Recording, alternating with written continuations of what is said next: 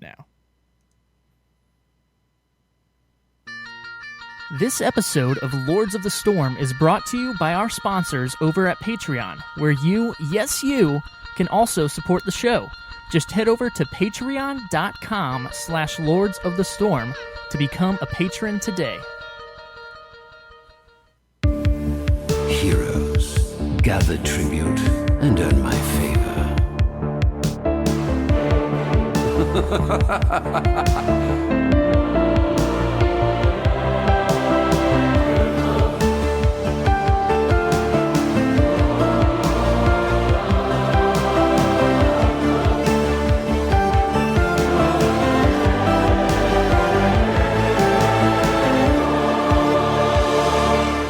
Say, are you ready to begin?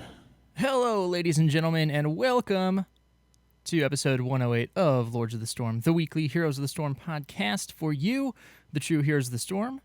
I'm Greg Gizmo Zord Parker, and you can call me Gizmo. And joining me tonight, of course, is one member of the Zord Lords, Mr. Ryan TBK Zord Reader. Ryan, how are you doing? What do you...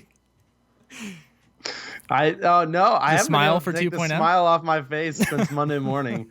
Like it's been a permanent fixture on my face. Okay, fair enough. And now everybody else knows why, and it's wonderful. It is absolutely wonderful. Kevin Multizord cannot be here tonight. He is still currently in California. He's on family vacation, but I know absolute 100% he wishes he could be here to share in the Heroes 2.0 hype. But without further ado, we do have a lot to talk about. So, of course, we're going to talk just 2.0. A little bit. But we're also going to get you caught up to speed on everything else that happened over this past week. So let's go ahead and jump right on in. TBK, instead of talking about what we were doing this last weekend in gaming here, I guess let's just talk a little bit about what we were doing these last few days in gaming. That works, right? Yeah. So, we works. were very, very fortunate enough to join Blizzard out in Irvine/Laguna Beach for the Heroes Media Summit, where 2.0 was announced to us, and we played the crap out of it. With a bunch of other community members, content creators, and it was absolutely incredible. So just first and foremost, a huge thank you to Blizzard for that opportunity. And the food, also incredible. Lots of meat. Which is my favorite thing. Yes. Started it out with both you and I's first experience of Korean barbecue. We did that the day before. It was pretty dang good, too. It was. I was very happy. I don't think I've ever actually had the meat sweats until that night. And it was one of those things where I was like the only person at my table that had no idea what was going on. And it's one of those places where it's like it's all you can eat, but like if you don't eat it, you got to pay more. And so I had to put my stretchy pants on, which I didn't have. I actually had some fairly tight pants, which wasn't good. Forgot to pack the stretchy pants. Yeah. So yeah, pretty much at least I said let's do that instead because that was pretty much my week in gaming. I didn't get a chance to play a whole lot before that and then travels. But did you do anything prior to or? Well, we got out of the hospital with the little dude on Saturday afternoon. So that was wonderful. It made me feel a lot better about leaving for a few days. Traveled down. Yeah, it was just, I want to echo you. Like, thank you, Blizzard. It was awesome seeing a bunch of the community members. There's a bunch of really cool streamers that got to go. It was nice seeing everybody. A lot of people in person for the first time. Bo, it was really fun to meet Bo because he didn't go to BlizzCon this last year, and he is one of the few other Heroes podcasters that I had not met in person yet. So that was really cool to see him. We shared pizza. It was fun times. Garrett's favorite pizza. Yeah, Garrett's favorite pizza, pineapple and cheese. I did get the luau pizza. I got the luau pizza. It was pretty awesome. It was like bacon and pineapple and barbecue chicken. I was very pleased with the pizza. But yeah, the event was really cool. They showed off all the 2.0 stuff that we're going to be talking about today. We got to talk to some of the developers and got some insight on a few other things we're going to touch on that weren't necessarily like 2.0 related, but just in general. So really good conversation. We got to play some tournament stuff with a lot of the other community members. So it was a lot of fun. I'm Was. excited to dive into the details. And yeah, it was actually a kind of it made me feel good about myself. I got to play against a lot of, professionals. I will say I did play against Dunk Train, Dreadnought, J-How, and Gilly, against all of them on a team. I don't know who the fifth player was, but we won. My ETC skills were awesome. Not so much the later game. My ETC skills, not so much on point. Not so much. But yeah, it was, the event itself was cool. Like you said, meeting all these people, because I had met a lot of them at BlizzCon, but BlizzCon is so hectic and crazy, you don't really get to hang out with people. And a huge shout out to you and Kyle Ferguson for staying up, pulling an all-nighter with John, Bo, Garrett, and myself, whose flight left super early in the morning. Oh my gosh. And then we got to the airport and said our goodbyes on the shuttle. And then I get through security and I run into Garrett again. And he's like, "Oh, what gate are you going to?" I was like, "Oh, I'm going to gate 4. He's like, "Oh, me too." It's like, "Oh, okay." He's like, "Wait, I thought you were flying to Dallas." I was like, "I thought I am. I haven't really checked my ticket." "No, I'm flying to Atlanta." Ended up being on the same flight. He's like, "Oh, what seat are you in?" "Oh, I'm in 28E. He's like, "Oh, I'm in 28F. "Oh, okay." so, so we just flew back together. Funny. Granted, we were both sleeping the whole time, but it was a good time. Understandable. There's, I am so ridiculously tired. I should have taken Wednesday off. I did, but I didn't, and I'm still and exhausted. I was a fool. But there will be much chillaxing and much heroes playing this weekend. It'll be sure. good. Well, let's go ahead and get on into, the heroes news here. TPK, what do we got going on with the store sales? All right, so real quickly, Illidan, his Shandu, Illidan skin, and the High Hellblade Samuro skin. Like he's kind of the red fell orc. Is that a fell orc or is that like a? No, it's the same looking orc as Blood Orc from the Burning Crusade. So pretty sweet skin. I like it. And then in the free heroes this week, we got Ariel, Dahaka, Gazlo, Johanna, Leoric, Lunara, Malfurion, Thrall, Vala, Zul, Brightwing at 5, Varian at 7, Chromie at 12, and Alarak at 15. So again, they're sticking with the large, free hero rotations, which is always good here. Yeah, stuff to check out in the store and get those heroes to level 5 or not. You may want to wait. I don't know. We'll talk more about that in a second. Before we get into the news, though, let's give some Patreon shout-outs. We want to give shout out to Honey JB, Josh Ludwig, and Jason Riddle, all who have earned the honorary Zord title.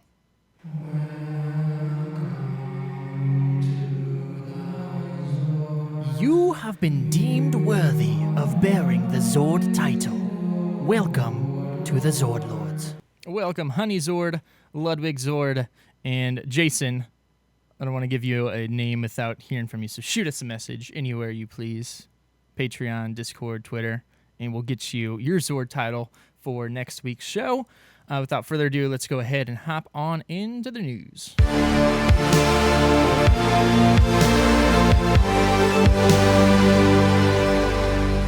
All right, so lots to talk about this week. Real quick, just some reminders. BlizzCon 2017 dates have been announced. Of course, that is November 3rd through 4th out in Anaheim, California. Tickets are going to go on sale this next week, so a week from today. Yeah, and April 5th at 7 Pacific, and then April 8th at 10 a.m. Pacific. Correct. So Wednesday will be nighttime, Saturday morning time. And this year,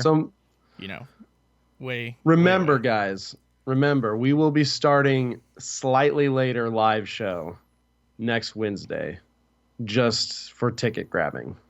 Yes. That is... So 10, 15 minutes later. Correct. Because if you don't have one by 10 or 15 minutes after You're not when they you're start, not getting you're one. not going to get one. That's a fair point. Heroes of the Dorm.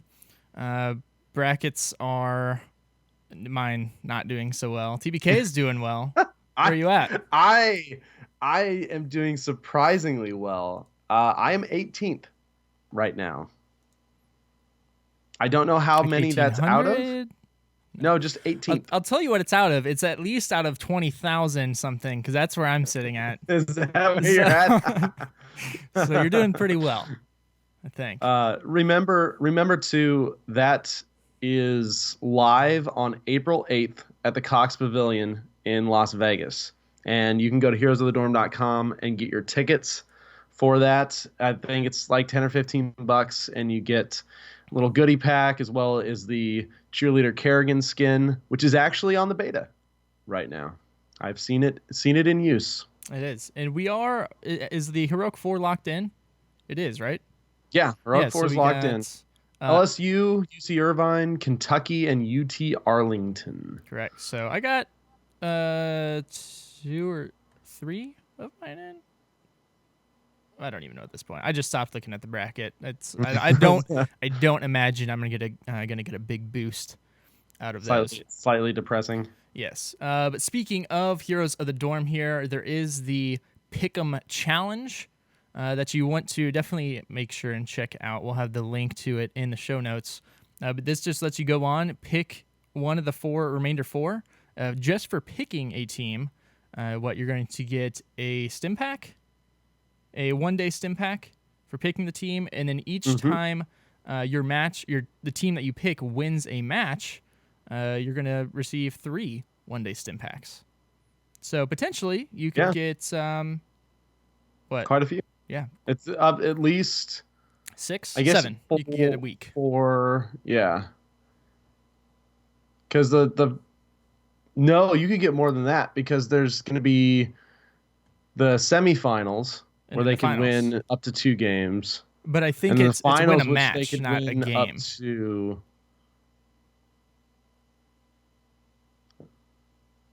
I don't know. Yeah, I don't know. Might just be the match. I assume it's by match. Maybe it's by game. But regardless, you at least get 1 free day stim pack just for going on and selecting a team. So that is worth checking out for sure. A cool thing that has been put on the Heroes website is the new content calendar. Yes. This is super exciting. It's like a roadmap. I've played games before that have had developer roadmaps, or not, just to kind of let you know what's coming up. And so this starts out with, it just has the Heroes Progression 2.0, Welcome to Heroes 2.0, and Cassia. And then it goes all the way through, down to May 4th. Goes through May. Yeah. And it gives you dates on when things will unlock, and it tells you what it is, but it doesn't have any information, just a lock screen. So we got a Reddit Q&A on March 30th, a Heroes so timeline tomorrow. on 12th. Yeah. So if you're listening to this tomorrow, you can take part in the Reddit Q&A if you get up early enough. And my guess what? It's going to be on Heroes 2.0. So that'll be interesting. Mm-hmm. Heroes timeline on April 12th. What do you think this is? Do you think this is going to be like we're going to release Heroes on these dates for the next few months? Either that, it's or a little vague. Either that, or it's going to be an update on, hey, maybe we're going away from the 4 weeks per hero rotation, and this is why. Could be.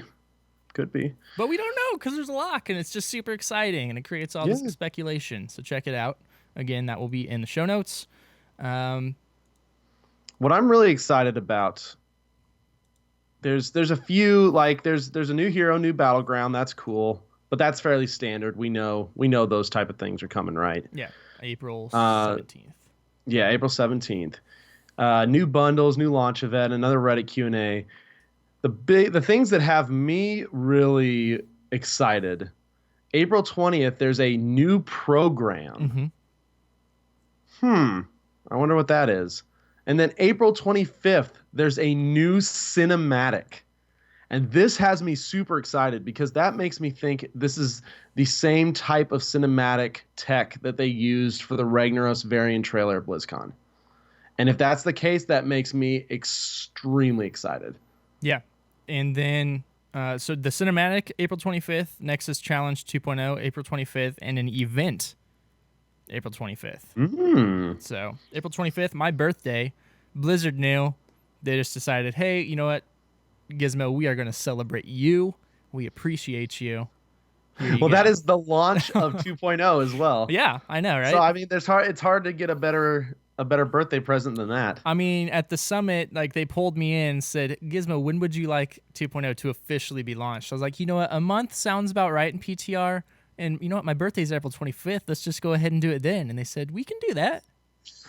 That didn't actually happen. So no one get me in trouble. So that's going to be cool to just look at in the future here. It'll be interesting to see if they keep it updating it or if they'll go through this whole list and then have another list. It'd really be kind of cool if they, I mean, this seems like the type of thing that'd be really cool for the community because then you've got some dates to look forward to. Mm-hmm. Blizzard only has to do it maybe like a month and a half-ish out.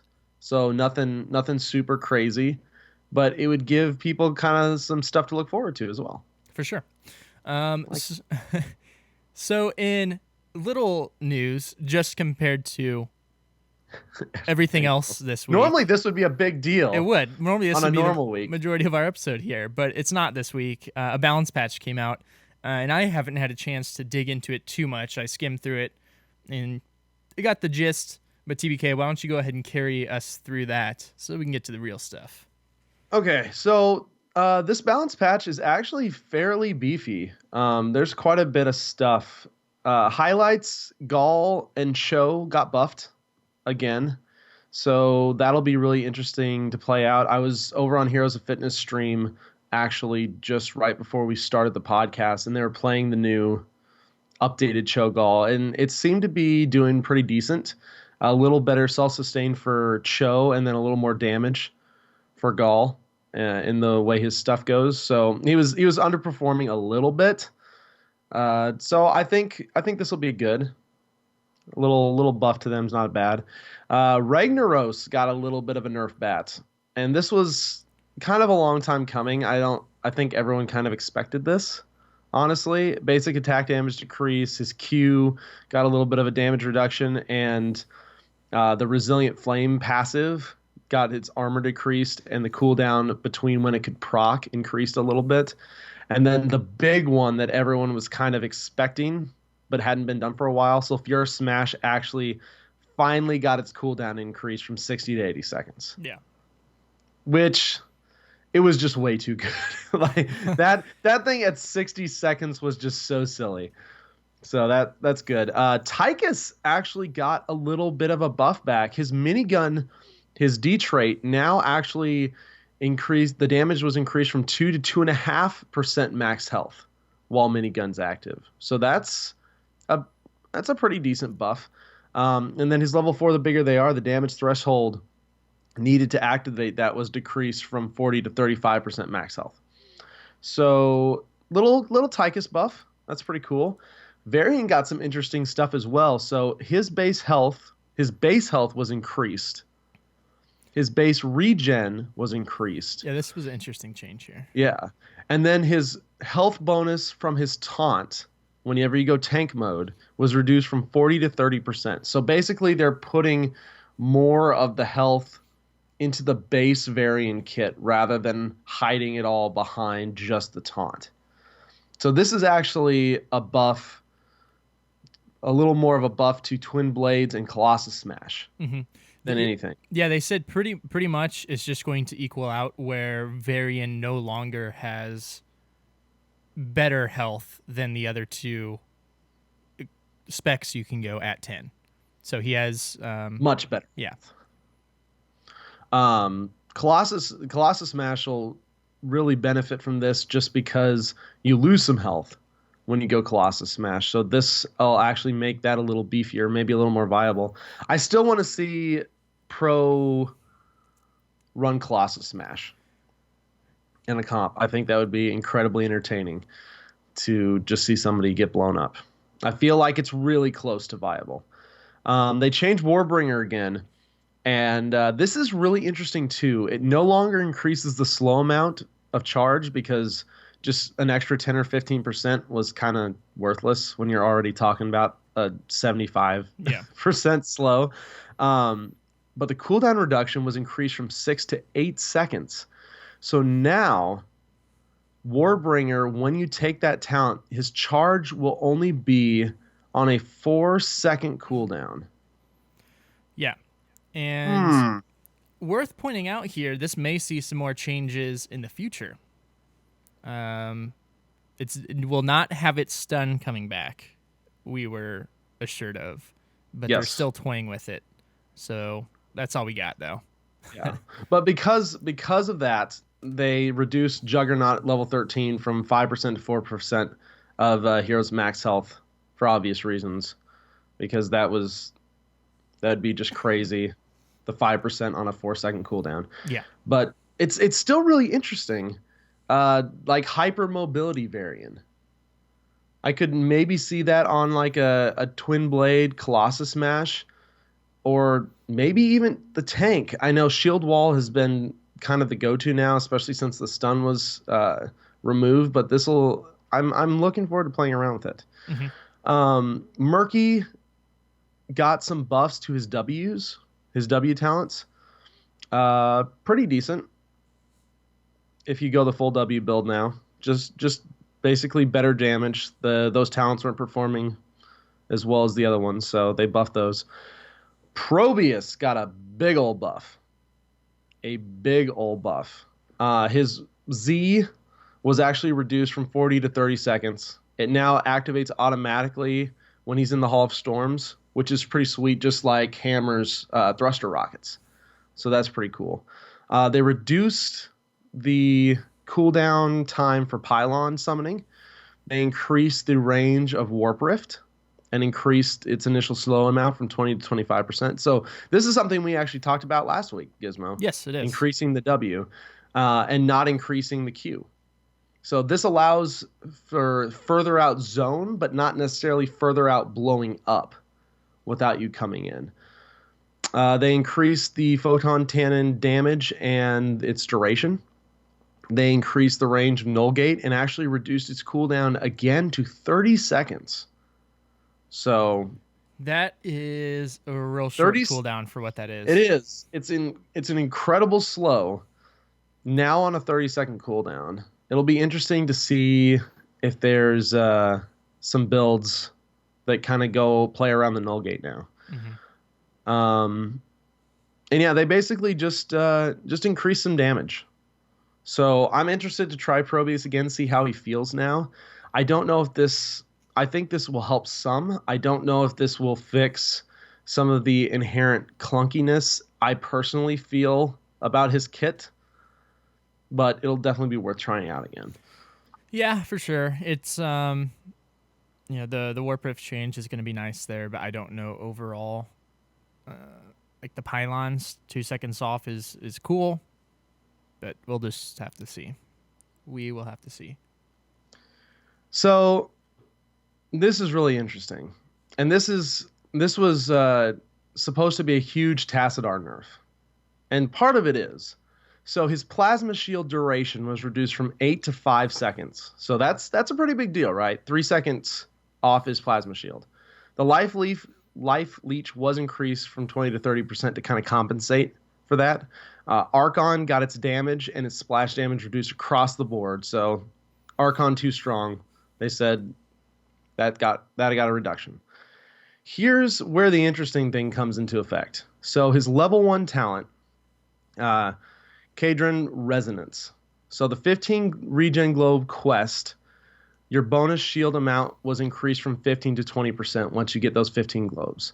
At 30 regen globes, it no longer increases the duration of plasma shield, but it now lowers the cooldown of plasma shield by 3 seconds. And so I was actually talking to Jayhow earlier, and we were talking about this, and this sounds like it's actually going to make Tassadar stronger than anything else. And here's why. So this is basically kind of what old Tassadar could do once you finish that quest. So right now, he can throw the shield out, and then there's 3 seconds in between that you have to kind of go do damage beforehand. Remember, the new Tassadar shield's stronger than the old Tassadar shield, right? And so, from a pro standpoint, finishing that 30 regen globe quest is not a huge deal for them. It might be a big deal in a quick match scenario or maybe unstructured play, but it's a 30 regen globes is an extremely reachable goal, right? And so when you hit that 30 regen globe quest now, not only do you now have a shield you can throw out on a 5-second cooldown with 0 downtime, the bonus shield amount is now bigger, and it's just inherently bigger than it was pre-rework. Does that not sound utterly terrifying? It does. Like the complete opposite of what they were trying to accomplish. Because the whole dev comments is the duration on Plasma Shield has always matched the cooldown. We're trying to separate them. Enemy teams will now have a small window of time to deal meaningful damage between shield applications unless he fully unlocks Resonance. But I would put forth that fully unlocking Resonance is not that big of a deal. And so mid to late game, it's just going to make him even worse than he was before. Yeah, and we talked either last week or a few weeks ago about how Blizzard was okay with some heroes being just not good in certain situations, like whether it be competitive play or quick match. And Tassadar has been one of those that they've always struggled with in competitive play because he's just been almost insta-ban, or if somehow he gets through a first pick. And this isn't, it sounds like that's like, doesn't that sound like a buff? Yeah. It's nutso. And so it'll be interesting to see how this reflects in, mid-level play, or in low-level play as well. Because when this rework initially happened, everyone was crying, "Oh, Tassadar's garbage now. His auto attack sucks. He has to stand still channeling it. Don't take him." But then the competitive scene continued to take him, continued to ban him, and he's kind of come back. And Archon so. turned out to be extremely strong, even though the base attack was weak. And when you combine that plus shields in a competitive environment that's very coordinated, I think Tassadar is very toxic for the game. He's just a very stally, very unfun to play against type hero. It's weird. He didn't feel like that whenever he first came out, like way back when, because Tassadar was one of my first master skins. Well, way back when he actually had some build variants. Yeah, he did, and it wasn't. You would go Psionic Storm builds a lot of times. You would go, Archon was a big thing back then, and Force Wall wasn't. It wasn't only till recently with his rework that Archon came back. Yeah. So I don't know. We'll have to watch it, but yeah, after having that conversation, it's just it seems very scary. It seems very scary, and the indication or the intent that I heard, at least at the summit, was this was a Tassadar nerf. And to damage, it is a little bit, but it may end up being even stronger from a shielding perspective. So we'll see. So quick rest of the stuff. Arthas got a little bit of a nerf, probably needed. He's kind of strong right now, just a little bit. You can't kill him. His physical armor was decreased from 15 to 10, and his Remorseless Winter level 16 talent, the root duration, was decreased from 175 to 125. So not a huge nerf to his sustain. The physical armor nerf will help you kill him a little bit faster, but not quite as much of a nerf as I thought he was going to get, honestly. Mm-hmm. This is kind of the first armor nerf that we've seen, and this is armor nerfs and buffs are going to be something that's easy to tweak in and out of the game without having to change a ton on the hero to try and nerf or buff them. which Sure. is one of the big bonuses. So we'll see how this first one kind of ends up working out. Exactly. And then finally, Leoric. For you Leoric fans, he finally got a little bit of love. His basic attack damage was increased a little bit. His skeletal swing damage was increased a little bit. And then at level 16, his renewed swing, the bonus swing damage was increased from 50 to 80%. And the developer comment is all shall suffer. I don't know if all shall suffer just because of this change, but it will definitely help aid in the suffering. So I actually have been playing Leoric a decent bit lately, and he's been a lot of fun. And plus, he has a Space Lord Leoric skin, which is one of my favorite skins in the game.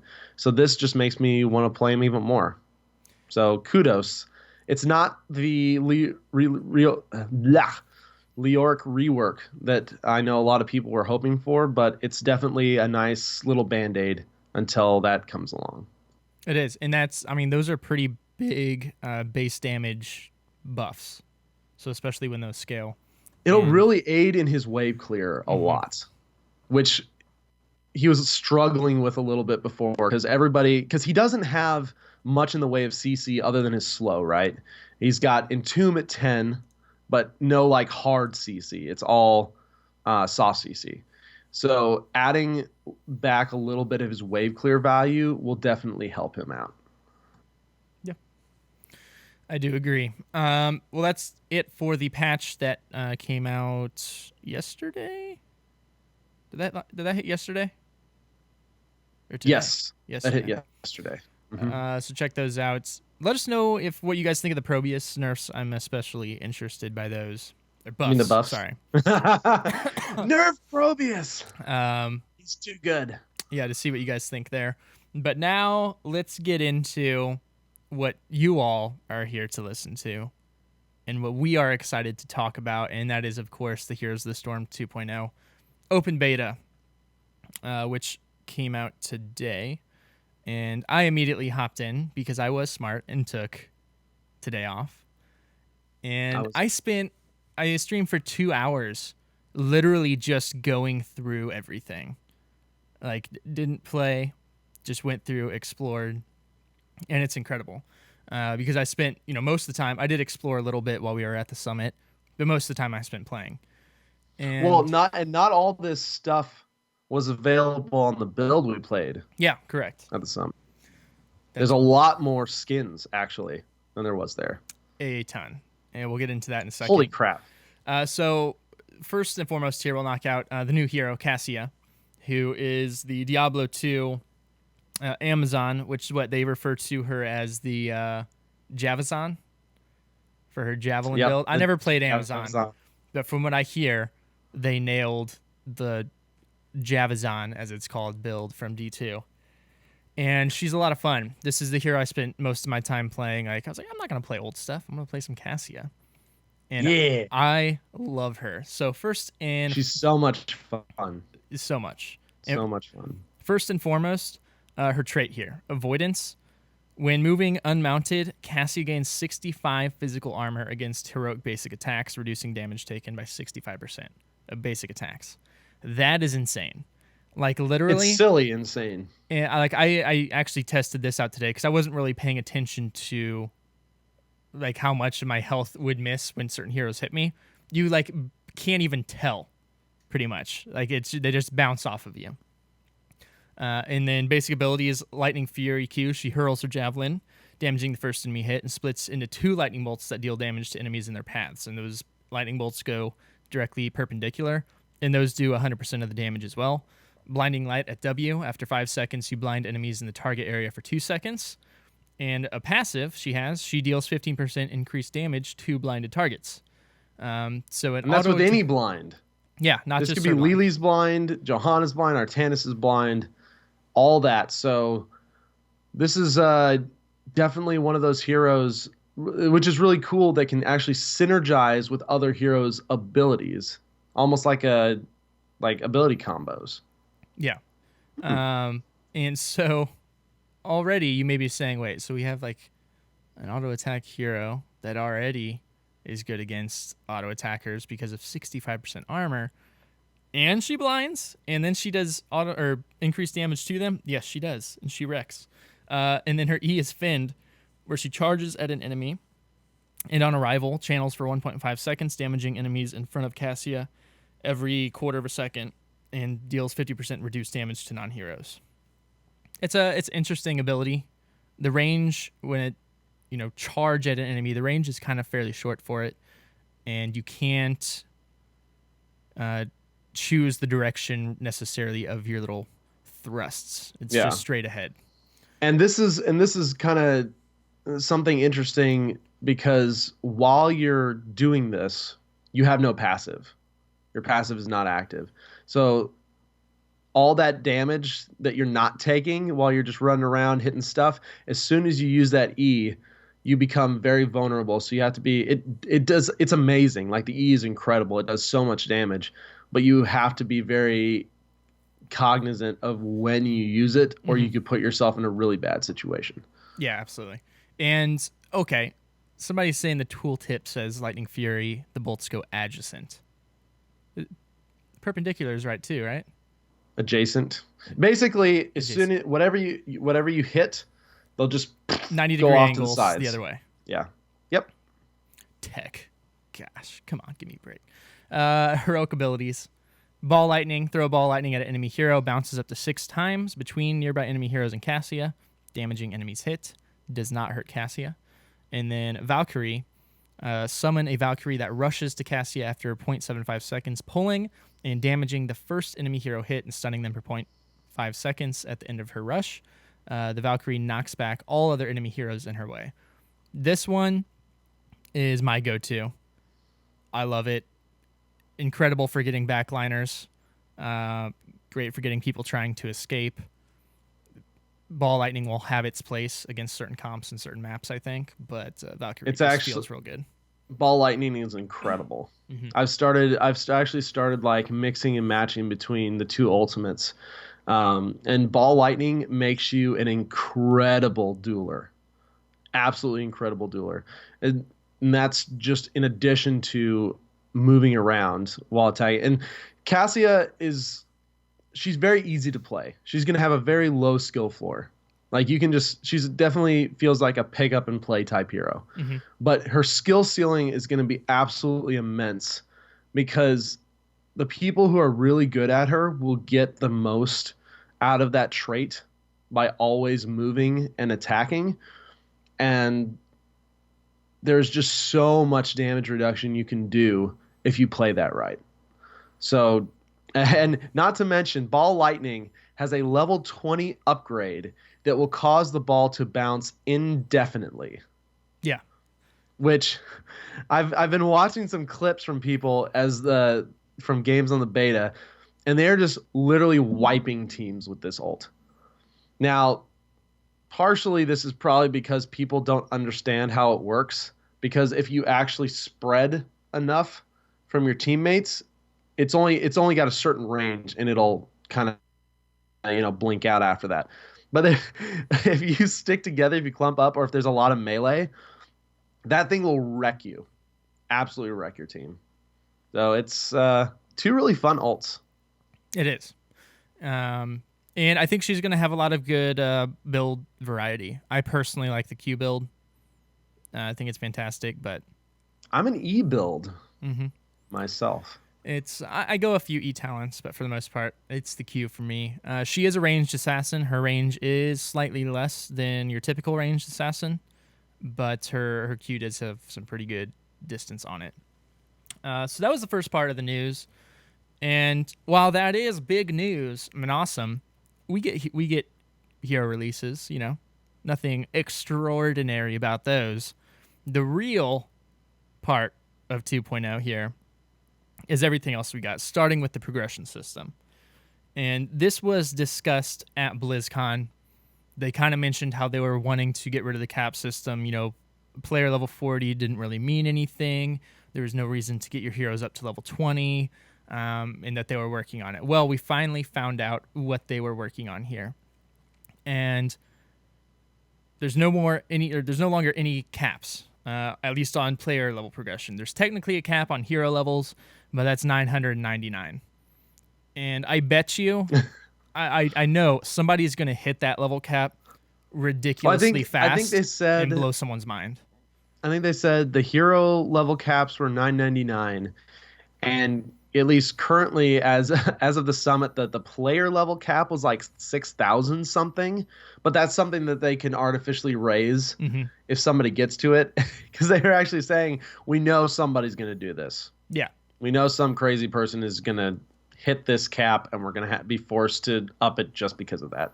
I think they're going to hit it faster than they even expect. But it's a lot. It's a lot of levels, and it's nice because it feels good to level up, right? And it feels good to get rewards. It does. And so your player level is just going to be a combination of your hero levels, which you can actually see in your profile right now. But that's actually going to go up here because of level experience changes happening. And I got a nice little picture here. So you can see it's from level 11 on. It's going to cap at 11. Actually, I think it caps at 12. But from there out, it's going to be a flat system, which looks to be about a quarter of the time it takes to currently level up after that point. So, 1, 2, 3, 4 is a little bit more because they were talking about how, and it's true, you play one game and you can get to level 3 currently. Yeah, especially like if you're playing two with doesn't friends. Exist. Yeah. So and they said, it typically it took like 14 to 16 hours to level up once you were past 10, and that didn't feel good. It felt like you should be leveling another character. So this should really help with that. On top of that, you do get the rewards here now, which those rewards are loot crates. And this is where like everything you have known about heroes and all the cosmetic stuff you can get just goes out the window, and it's brand new. So these loot crates. Should we talk about what the loot crates contain right now, or just go through all the collections? Let's. I'm trying to think the cleanest way to do this. So let's go through the collections. Okay. So, like, loot crates as they are right now. So if you've ever played Overwatch, it's a very similar system. You get a loot crate, you click on it. Loot crates can have different rarities. There's normal loot crates. There's rare loot crates, which have a guaranteed rare item in them. And then there's epic loot crates, which have a guaranteed epic item in them. And so, but the regular loot crates can contain any of those quality, rare, epic, or even legendary items. Yes. They just don't have a guaranteed one. So you're used to, mounts and skins. That's something everybody knows about. But there's a ton more stuff being introduced with this. First, there's announcers. So this is basically heroes with a ton of voice lines that replace your generic announcer. I think they have 4 or 5. There's right when you start in, prepare for battle. A battle has begun. Player killed. Hero of the storm, and victory. So I think 5. Die. And maybe a death. Is there one on death? I'm not sure. sure. There might be one on death.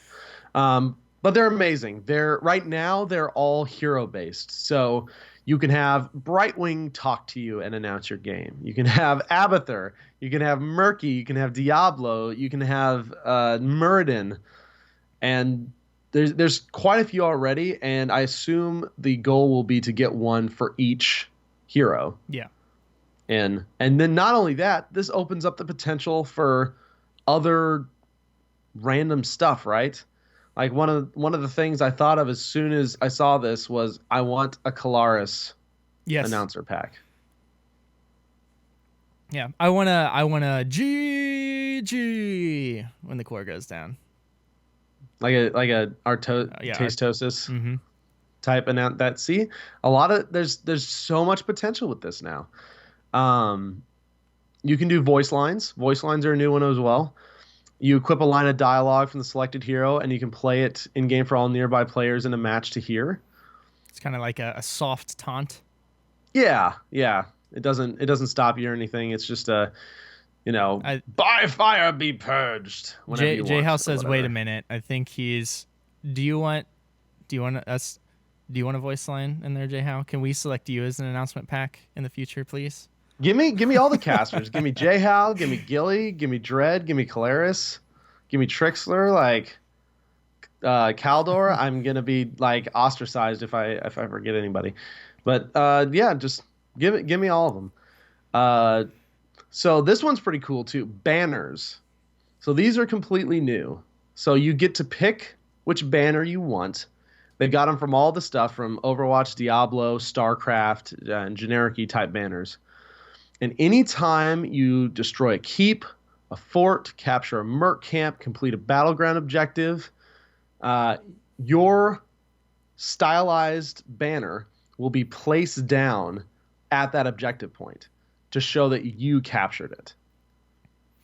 Really pretty cool. It is. And the interesting thing about it is, they're explaining it so people know who did what objective or like took down a keep and whatnot.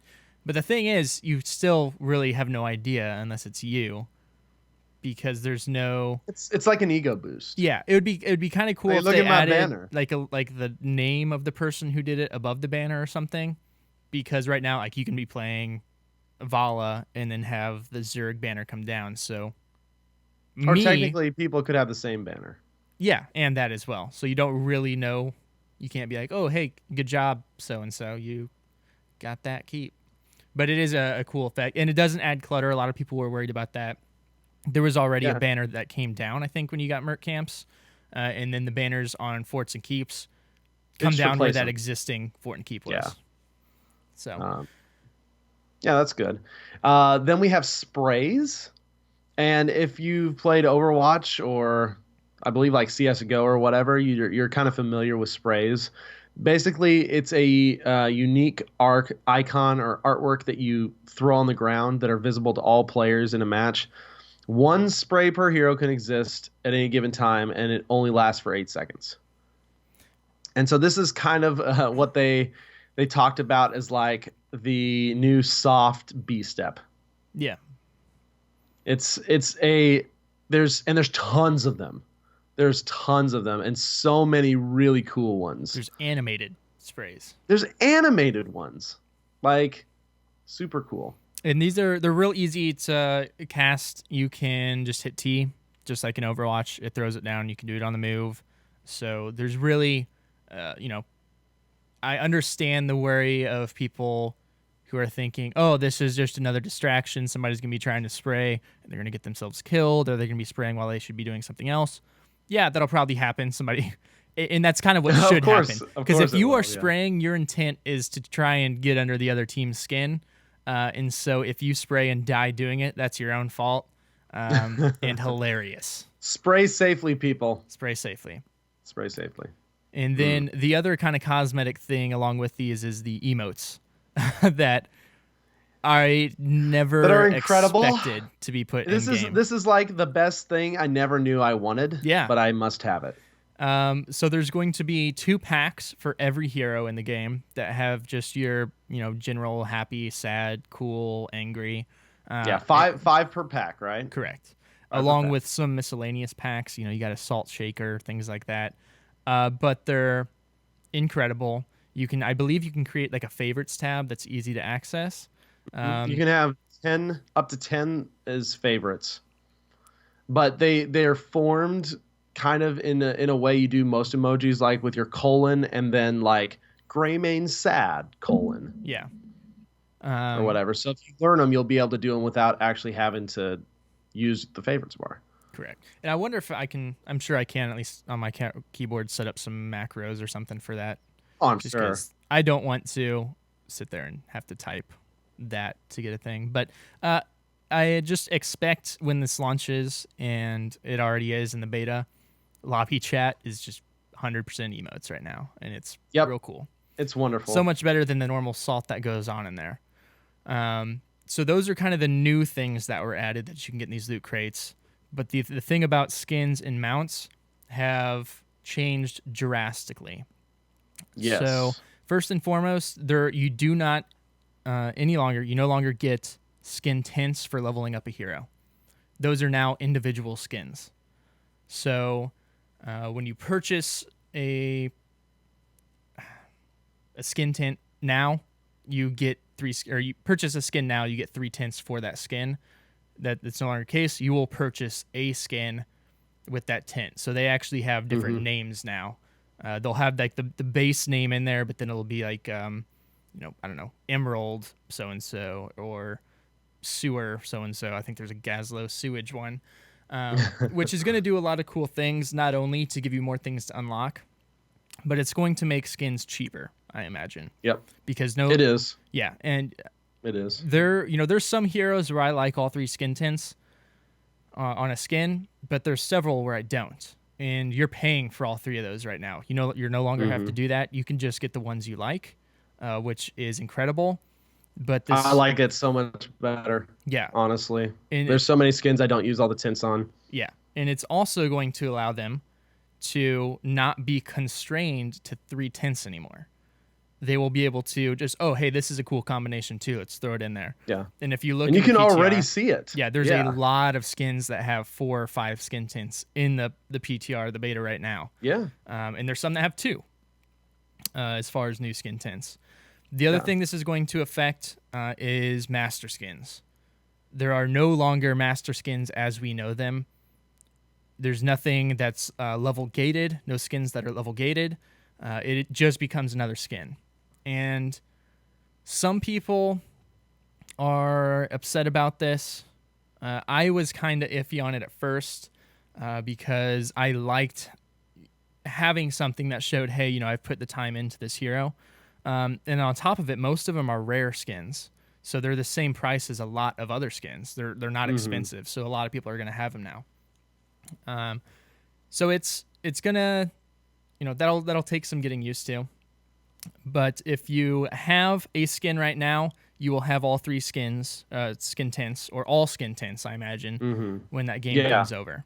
So you don't have to worry about losing anything.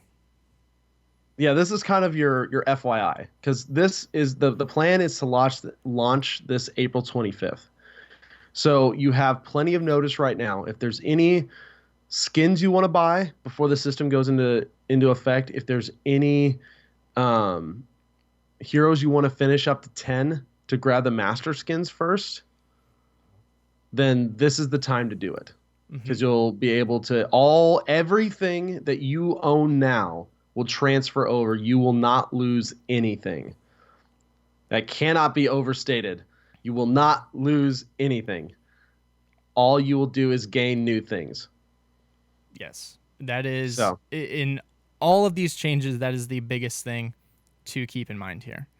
And while we're on the topic of the master skins here, just because people are kind of upset about, like I said, having that thing that shows you put the time in, they are adding in something to replace that. They are. And that is when you taunt, the higher level your hero is, and I believe the first one's going to be level 15, you'll get some sort of icon or animation above your character in-game. And I know people won't like this comparison, but League of Legends Mastery animations above their head. But it's going to be a little bit different in heroes. This is a taunt when you taunt. So that is going to be a self-stun that's going to vary depending on what hero you use.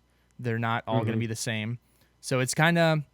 This is like the, B-step 2.0. If you're really trying to get under someone's skin, you can flash your ranking at them, but you're going to have to do it in a safe way to where you're not going to get killed, because that's a long stun that you're willingly going into. I like this. I mean, this is kind of a cool thing. Maybe they'll do more at some point, but this apparently, and this was only partially implemented at the summit. The actual animation was broken for it, and I don't know if it's in this beta build or not, but it should be coming in shortly if it's not. The animation or whatever cool effect plays will grow as your level gets bigger up through and even potentially past 100. so that if you have like a level 100 dude or a level 200 dude or something, when you do this, people will freaking know that you have played this character to death. Yeah. Like it's going to be something. But at the same time, just like Greg was saying, if you do this, you are going to be self-imposing a stun on yourself that is not cancelable. And taunts are in game right now, but no one uses them really because no one cares. I will use this. And I know I will as well. But do not use them liberally. This is Use them more very carefully. This is more like, oh, We got a team fight. wipe. You just wipe the team. I'm gonna make them feel real bad about it. Or like beginning of the game, 1v1 in lane. I'm gonna stand by my towers. They see me. Hey, what's up? I'm level Boom. 500 Nazebro coming at you. Or Prepare. right before the final blow on the enemy core, as the thing ends, you flash your.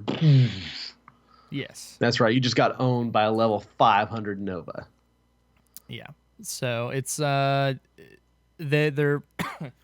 working on, making us feel rewarded for continuing to play that hero and to show people, hey, this is my guy. This is my jam. They're also so we've been talking about the crates, all the things you can get in them. The crates you can purchase, but you're also going to get one for every player level. Well, what before we go into that, let's finish off what you can get in them. Did we? Because you can also get portraits. Oh, portraits. You can also get portraits in these things. And there's a ton of new portraits. And many of them are absolutely incredible. Yes. Like there's some like stylized ones, some old school, like there's like, I think they call them legendary portraits from the different games, which are like the super iconic art from like Diablo and Warcraft and such. Yeah, and they look amazing. And they look incredible. Like this is actually going to make me want to change my portrait on a consistent basis because there's some really cool stuff. And then finally, shards. So shards is a new currency. And we'll talk about the currencies here in a second. But basically what shards do is shards allow you to forge/craft cosmetic items. Shards can be found just straight in the loot chests when you open them, or if you open a loot chest and you get a duplicate item, something you already have, it will automatically turn into shards, and it will tell you how many shards you get for it. So basically, with this crafting material, you can craft pretty much anything that you can find in a loot chest. Mm-hmm. So it gives you another way to get stuff you want specifically. Yes. If you don't get it in the loot chest. The only things that won't be craftable, I believe, are stuff that is currently on the featured list, and then some event themed skins, special promotion stuff. Yeah, special promotion, which will be you would be able to craft that when it's available in a box, like around that time of year when that stuff comes out. Yeah, like the holiday stuff. Correct. Like I know you're going to probably be crafting that gingerbread Nazebo. Yes. Or gingerbread Nazebo, like ASAP. As soon as that comes up. As soon as that comes out. So I mean that's really cool. This gives you something that if you don't get necessarily exactly what you want in your loot boxes, this gives you another type thing you can use to get what you want. Mm-hmm. And while we're on the subject of loot boxes, there is some really cool built-in protection in loot boxes. This is something they stressed heavily at the summit. Loot boxes have built-in bad luck protection on the front end. Like after you'll eventually get something good if you open it up. So you've got that protection just from opening more. But then on the back side of it, you can open one, look at all 4 items, and then you have the opportunity to spend some gold and re-roll the entirety of that loot box. Correct. For potentially better stuff or potentially stuff you want more. And the costs of re-rolling right now is 250 for the first, 500, 750. In the beta, it's capped at only 3 rerolls, but then it does show 1,000, but it's grayed out. So I don't know if they will extend those, and this is just a beta thing, or what. But right now they say loot chests can be rerolled using gold up to 3 times. Yeah. As far as the things go. So this is, people are kind of wondering, now that shards are coming in and now that gems are coming in, and so you buy gems with real money, and that's, the real money currency now. So you got gems as your real money currency. You've got shards as your crafting currency. What good is gold? Well, you can still buy heroes with gold. And then gold can also be used to re-roll these loot chests, which if you have a ton of loot chests, which we'll talk about here shortly, it's could be a very strong use of gold to actually use that for re-rolls to get better stuff. Correct. I want to go back to shards here for just a second to give people an idea of, how many shards you'll get. What do things cost as far as shards and crafting? Because that's always a big concern, and in a lot of games it can feel like it takes forever. At this point, I have gotten, when you get shards from a chest, from a common chest, I received 20 shards. As far as for duplicates, I have received anywhere from 5 shards up to 400. 400s for the legendary stuff, that's heroes or legendary skins. And to craft a legendary skin is 1,600 shards. Very Hearthstone-esque. Yeah, so that's quite a bit. But a majority of the skins are, maybe not a majority, a lot of them, the rares, not the epics, are only like 100 shards. Yeah, like portraits are like 40 shards. Yeah, and I mean, so the stuff's fairly cheap. Yeah, there's a lot of cool skins for 100 shards. So you're going to be able to get a lot of stuff on this. I imagine some of you already have a lot of the cool legendary skins. So you'll get those. You'll build up some shards, be able to save up for the things that you do want, which will be nice here. Now we can go back to kind of how you get these chests. Well, besides your hard-earned cash. Yes, because you can purchase them, but you'll receive a chest for every hero level. You'll receive a chest for every player level that you can.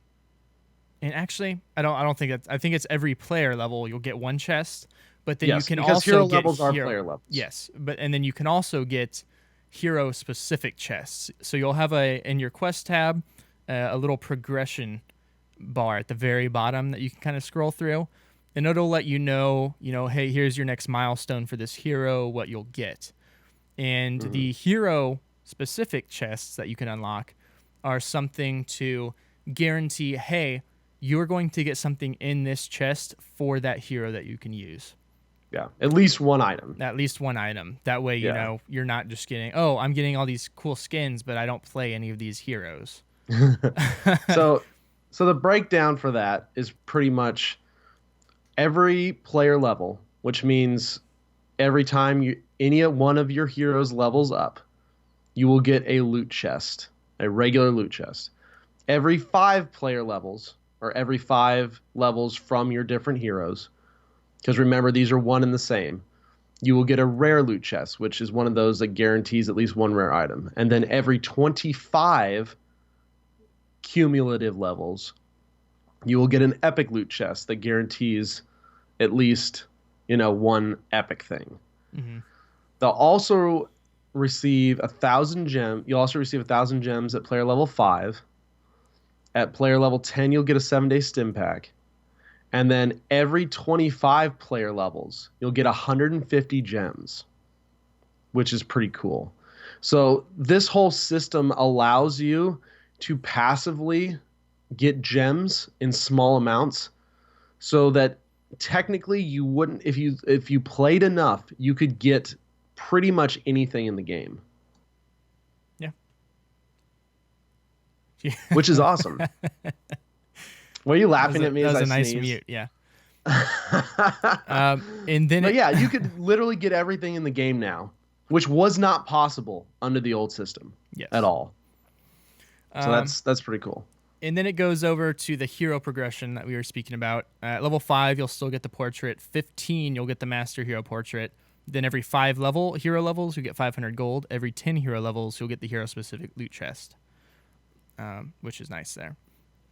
As far as the what's now known as the collection tab, this is where everything is going to be located. The emotes, the announce packs, the skins, the mounts, everything you can go and browse. You'll be able to see what you have, what you don't have. It's where you'll be able to purchase things that you don't have with either shards or gold or gems, whatever currencies you're fancy at the time, to check everything there. The other thing to pick, kind of select what it is you're going to use. Each hero will now have loadouts. So this is in the same area where you would go down to currently pick your skin. Mm-hmm. You'll pull this up. You can have 3 custom loadouts for each hero. And for the loadout, you'll select your skin, your mount, your banner, your spray, and your announcer pack. So that's a lot of things. You can have a lot your of voice variation. line. And your voice line for 3 times. It's a little more work. It is at the beginning to set up, but it's worth it, guys. Absolutely. Totally worth it. And we also did get confirmed here that while it's not in now, they are working on getting like a randomizer in game. Yes, we talked about. Was it last week? We were saying this would be awesome. We did. And hallelujah. Yeah. Who was it? We asked that. I think I was talking Travis. to It was Travis. KO and Travis, about it. Travis, we asked, and he personally, he's like, I don't know why you guys want that. I personally like all my stuff matching. He's like, but yes, that's been asked around the office and stuff a lot too. It's something we're working on. So yeah, that'll be cool. I definitely have the OCD on the matching, but I also have OCD on not using stuff I've bought. Mm-hmm. So we'll find our happy medium with the random button. Correct. Okay. That's kind of how the stuff you can get, how you can get it, the different currencies. But we did a little bit of digging while I was when the open beta launched here to take a look at everything, and I found a whole bunch of stuff, I think there's like 17 new skins. 17 new skins. And when I Holy say crap. skins, I refer to like our current skin setup of like the general skin. That's not including all the tint variations. So we have of course, the first one's going to be something I can't pronounce. Daelam Artanis, Daelam. Sure. And this looks kind of like the original Artanis skin with a couple differences. One, he has Zeratul Psyblade. I don't know the story behind that. Zeratul dies, Artanis StarCraft gets 2 something. spoiler, guys. And he's also got like Zerg blood splattered all over him. So he's got purple blood everywhere. It's an awesome skin. We have Brewmaster Chin, which is the chin kind of Daelam. There we go. Yes. Brewmaster Chin, which is like the Mista Pandaria cover chin, where he has his hat on still, but it's like missing the chunk out of the front of it. To where That's his eyes master skin. No. What? Yep. He does have some cool new skin tints, though. There's a really cool blue, white, and black one. That's master that skin? I must have. Are you positive? Mm-hmm. Because he has another skin tint with a hat, and I thought that was his master skin, with like the window in the hat you can see through. Unless it's changed. There is a new one with a hat. Didn't. So, hey, there might be a new one with a hat. So there is a new one with the hat. Okay, yeah, that's the one I'm talking about. Maybe I'm just not describing it well, but get in there and check it out. But guys, Primeval Diablo. This is like one of the biggest D3 things. Diablo. D3 Diablo, female Diablo, shoulder mouths, real creepy, which I didn't notice from the actual game, and they still creep me out. But gorgeous skin. and it And has it's a new got the best walk yeah. run animation ever. So this one like crawls instead of gallops on all fours, and it's Stuff of Nightmares, Terrifying. which is It's it's terrifying. perfect for the Lord of Terror. We have Betrayer Illidan, which is Illidan with his, it's Legion Illidan with the super long With the horns horns coming out, which is Yeah. awesone.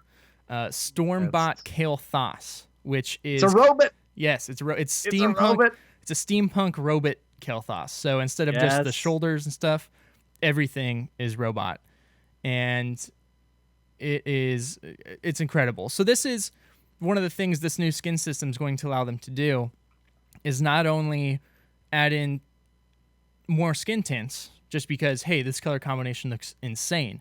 It's going to allow them to make variations to existing skins to make them look, just have a different feel. Yeah. There's Which several of them are. Yeah. There is the Legion's Wrath Sonya, which is the Wrath set without the helm, which is cool. And it's Star Queen Li Ming, yeah. which is like almost an upgraded version of Star Princess, which is really cool. Hajawa's in here. I always get drilled on my lore stuff because I'm not super great at it. So the Betrayer Illidan is from Warcraft 3. Legion Mistress Kerrigan, insane. Berserker Yeah, Karazim, which is Wolverine dubbed Wolverine Karazim. Karazim. It's Holy crap. so good. And there's like an old looking one Do you know what it's called? with like the gray hair and stuff, and the young I don't. It's I called didn't look up the names specifically. it's called Old Berserker Karazim. Is it really? Yeah. It's awesome. Oh my It's gosh. so good. So you got the Logan and the old man Logan. Oh my gosh. So incredible. You got God love it. King Leoric. Insane. Which looks also amazing. Like Uh, that's gonna be an insta-buy skin for me.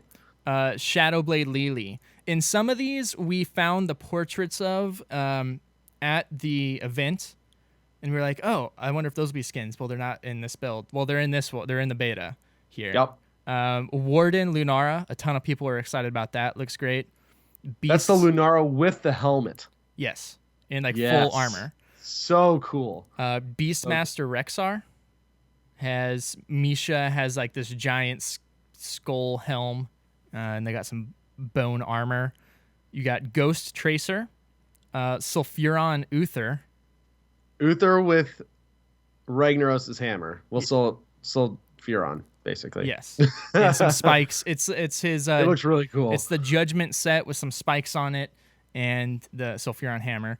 Order Master Vala, which is Vala with some sweet horns coming out. Oh yeah, really really cool skin. And Executor Zeratul. It's StarCraft. I'm gonna Executor. assume it's Executor.